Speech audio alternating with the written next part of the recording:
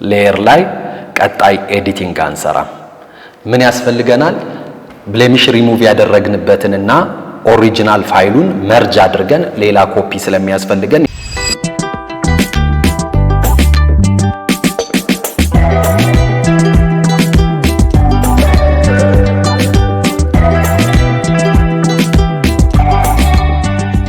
እንግዲህ ዛሬ በሚኖረን የኤዲቲንግ ስራ እቺንኛዋን ፎቶ ከዚህ ወደዚህ እናመጣታለን ማለት ነው። ሰላም እንዴት ናችሁ? አሸናፊ ነኝ ከኬአር ትሬኒንግ ኢንስቲትዩሽን።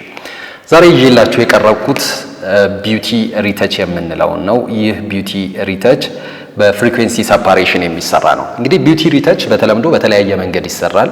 ነገር ግን ዛሬ እኔ ይዤላችሁ የመጣሁት በፍሪኩዌንሲ ሰፓሬሽን የሚሰራ ነው። ምንድነው ልዩነታቸው ከሌሎቹ?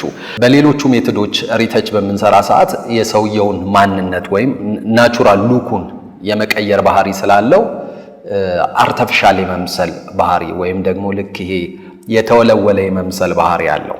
በዚህኛው ሜተድ ስንሰራ ግን ሰውየው ቢያንስ አንድ ነገሩን እንጠብቀለታለን። ኦሪጂናል የሰውየውን ከለርና የሞዴላችንን ከለርና ኦሪጂናል የቴክስቸሯን እንጠብቃለን ማለት ነው። ፍሪኩዌንሲ ሰፓሬሽን ስንል ሁለት አይነት ፍሪኩዌንሲዎች አሉ በፊታችን ቆዳ ላይ። አንደኛው ከለሩ ሲሆን ይሄ ሎ ፍሪኩዌንሲ የምንለው ነው። ወይም ደግሞ ከፊት ለፊት ወጣ ብሎ ከከለሯ ደግሞ ወጣ ብሎ የሚታየው ነገሮች ትንሽ ዙም ብናደርገው ይሄን የምታዩት አይነት ነገሮች ቴክስቸር ናቸው።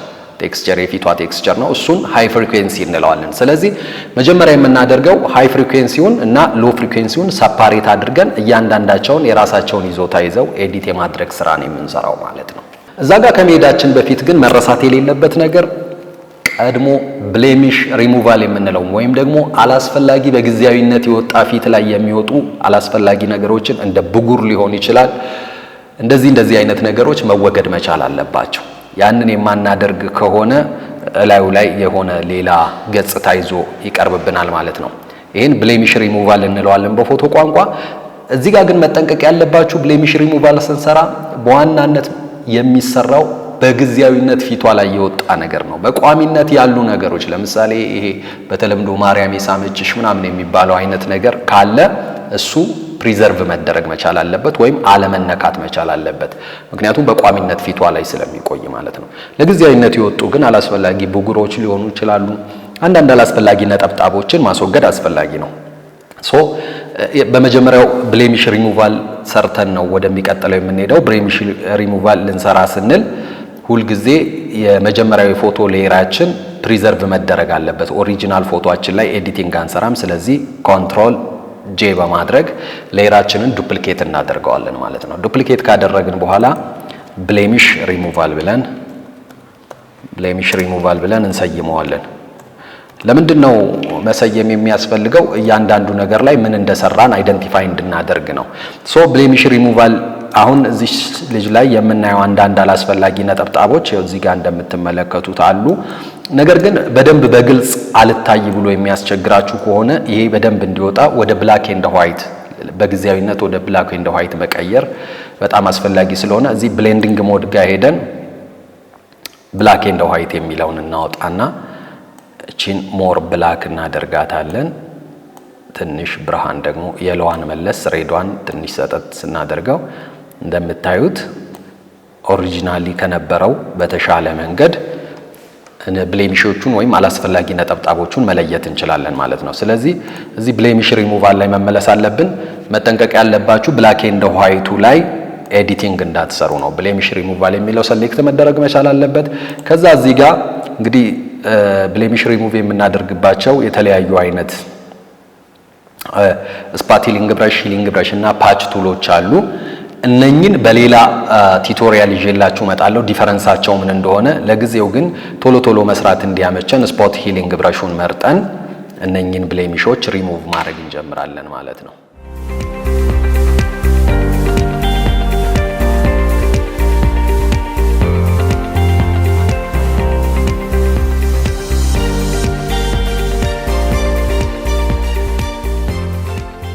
እንደዚህ ኤጅ ላይ ግን ብዙ ጊዜ እንደዚህ ሪሙቭ ስናደርግ እንደምትመለከቱት አላስፈላጊ ማርክ ይሰራበታል። ስለዚህ ወደ ኤጅ የሚጠጋ ከሆነ በተቻለ መጠን ፓች ቱልን ብንጠቀም የተሻለ ነው። ፓች ቱልን በዚህ ሰሌክት አድርገን በዚህ መንገድ ሪሙቭ ብናደርግ የተሻለ ነው።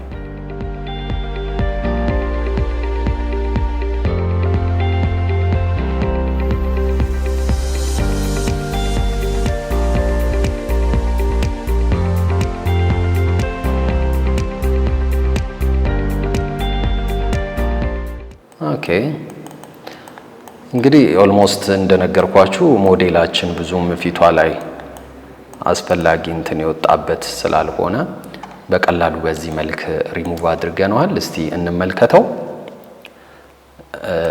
እንዲህ ነበር። እነኝን ሁሉ ለቅመናል ማለት ነው። ኦኬ አክቹአሊ ቀላል አይደለም፣ በጣም ብዙ ነው የተለቀመው። አሁን ብላክ ኤንድ ዋይቱን በቋሚነት ሪሙቭ ማድረግ ያስፈልጋል።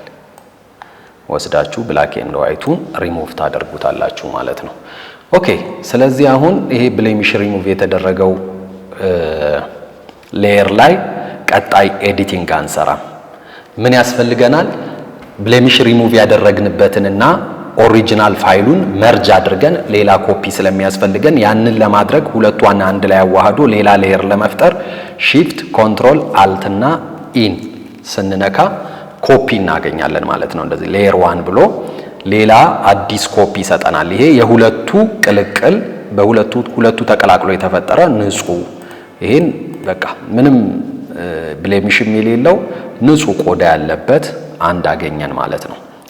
አሁን ይሄንን ዱፕሊኬት ማድረግ ያስፈልጋል። ኮንትሮል ጂ አድርገን ሁለት እናደርገዋለን። ለምንድን ነው ሁለት የምናደርገው? እንግዲህ እንደነገርኳችሁ ከአሁን በኋላ የምንሰራው ሁለተኛው ስራችን ፍሪኩዌንሲ ሰፓሬሽን የምንለው ነው። የቆዳዋን ከለርና ቴክስቸሩን ሁለቱን ለብቻ ነጥሎ ከለሩን ሚክስ በማድረግ ለምሳሌ ከለሯ ላይ የተለያየ ቦታ እዚህ ጋር እንደምትመለከቱት ብርሃን ያረፈበት ዋይቲሽ የሆነ ከለር አለ። እዚህ ጋር ደግሞ መካከለኛ ብርሃን ያለ፣ ወደዚህ ጋር ደግሞ ስትጠጉ ሻዶ አለ። ስለዚህ ይሄ በባህሪው ለሞዴላችን የሰጣት የተለየ ገጽታ ስላለ ቢያንስ ከለሯን ወጥ አይነት ከለር በሌሎቹ ሰዎች ላይ ደግሞ እንደምትመለከቱት ከዚህ ሞዴል ውጪ ጠባሳዎች ይኖራሉ፣ አላስፈላጊ ነገሮች። አንዳንድ የቆዳችን ወጥ ከለር ያለ መኖር ቢዩቲነቱን የሚያሳጣው ወይም ውበትን ከሚያሳጣው አንዱ እሱ ስለሆነ ቆዳውን የማዋሃድ ስራ እንሰራለን። ቴክስቸሩን ግን አንድ ላይ ከቆዳው ጋር ሚክስ አድርገን እንዳንሰራው ቴክስቸሩን ለብቻ ሰፓሬት ማድረግ ያስፈልጋል። ያንን ለማድረግ ይሄን ሎ ፍሪኩዌንሲ ወይም ከለር እንለዋለን። ከለር ብንለው ቀላል ነው ለእናንተ፣ ወይም ሎው ፍሪኩዌንሲም ልትሉት ትችላላችሁ።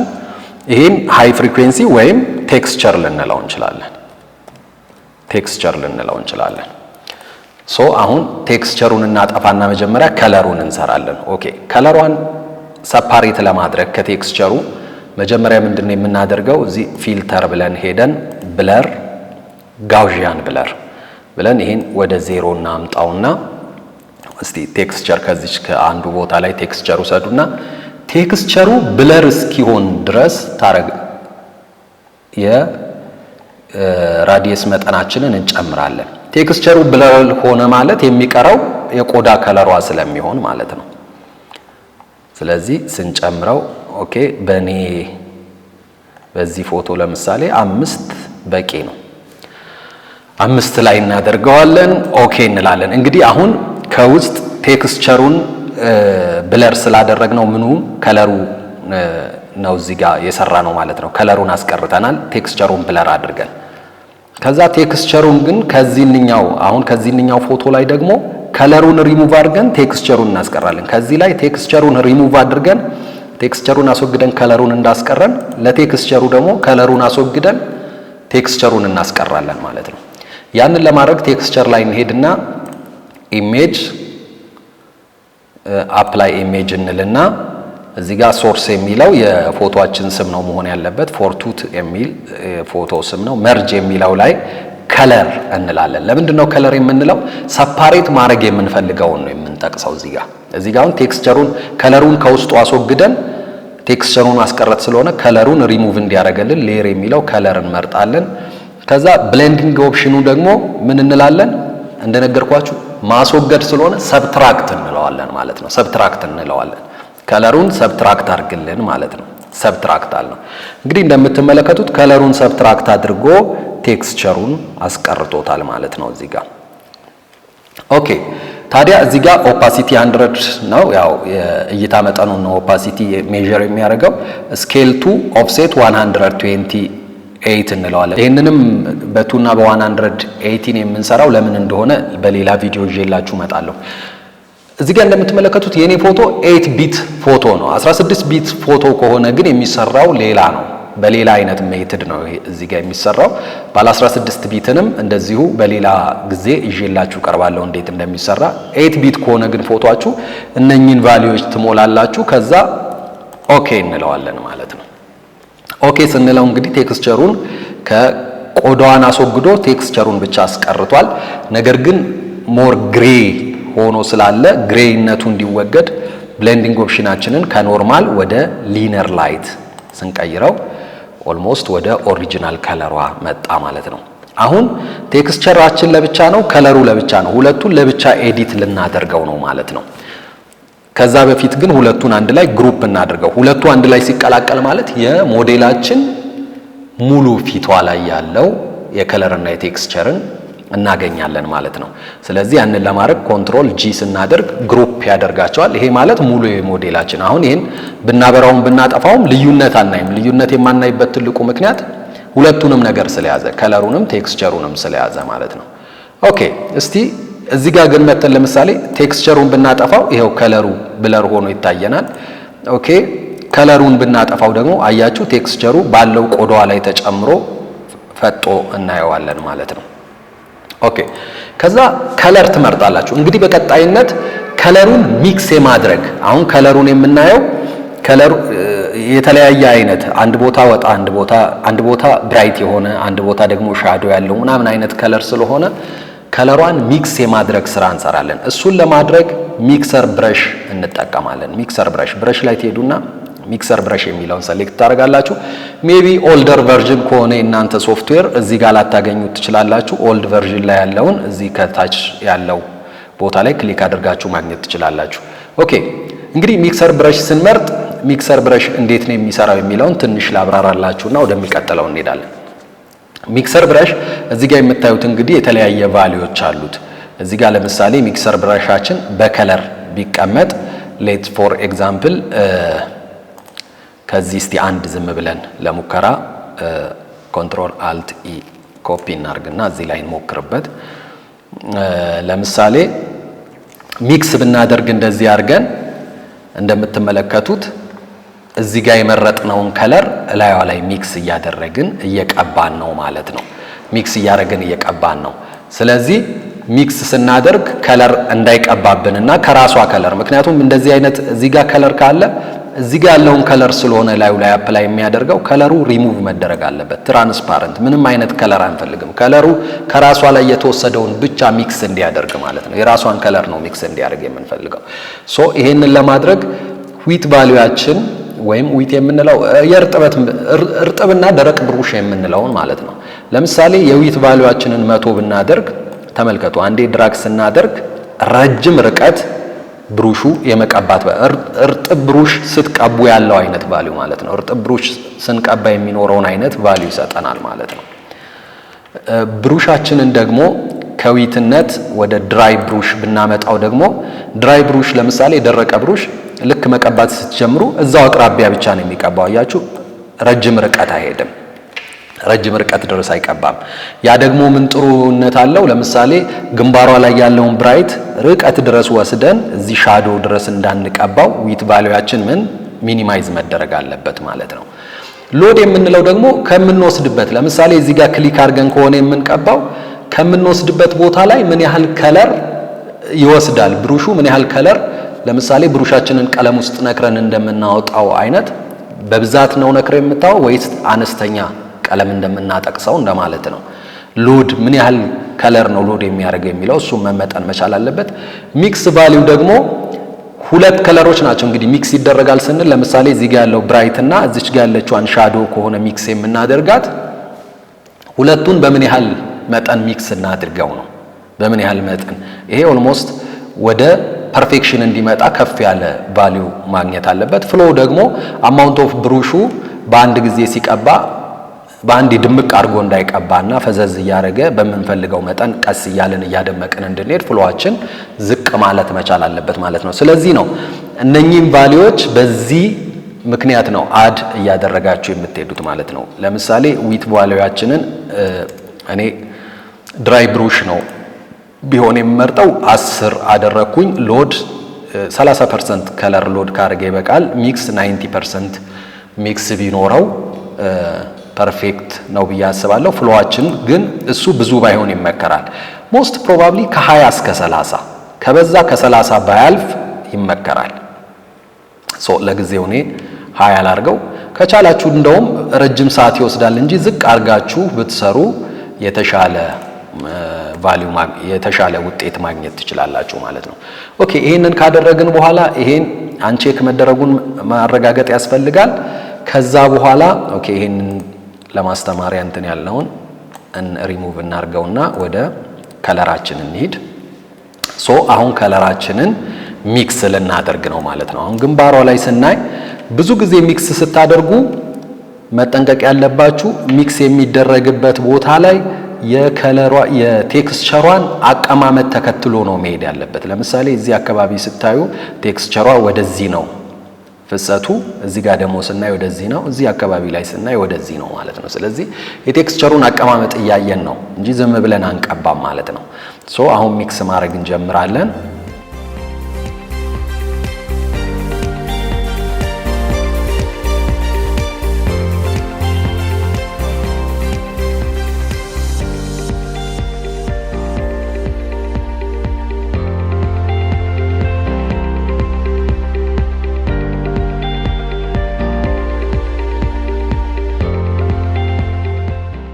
እዚህ ጉንጯ አካባቢ ላይ ስትመጡ ደግሞ ይሄ ያጥንቷን አቀማመጥ መከተል አለበት። እዚህ ጋር ለምሳሌ ወደዚህ ነው መቀባት ያለበት። እዚህ ጋር ደግሞ ስትመጡ ወደዚህ ነው እንደዚህ መቀባት ያለበት። ልክ የቺክ ቦን የምንለውን የጉንጯን አጥንት ተከትሎ ነው መቀባት ያለበት።